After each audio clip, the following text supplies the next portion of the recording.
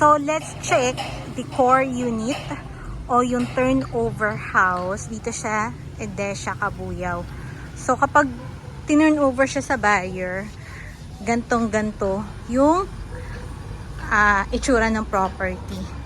So, yung mga una kasing tinignan natin ay dress up. So, ayan. Pag sinabi natin core, si buyer pa yung maglalagay ng tiles. So, ang maganda doon, kasi majority sa mga buyer talaga, gusto nila sariling kulay.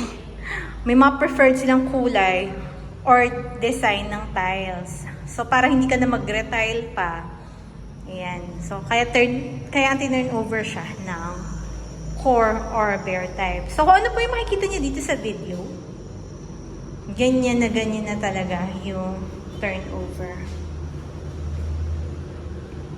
So, itong Mori, yung kanilang single detach. Ayan. Inclusive na ng shower head.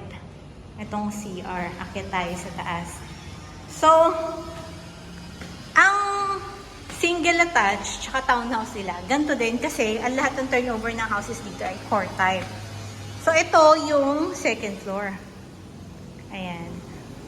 O, diba? So, option mo na, kasya dito, sa pinakita kong video, kasya dito ay 3 bedrooms. Pero, kung gusto mo ng malalaking bedroom, gawin mo na lang 2. So, yung kisame, si buyer pa din yung magpapagawa. Ayan.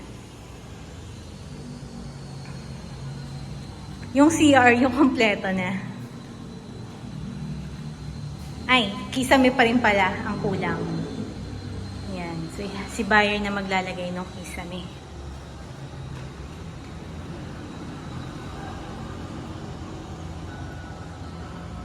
So, if you want to check the sample computation of this property, just send me a message.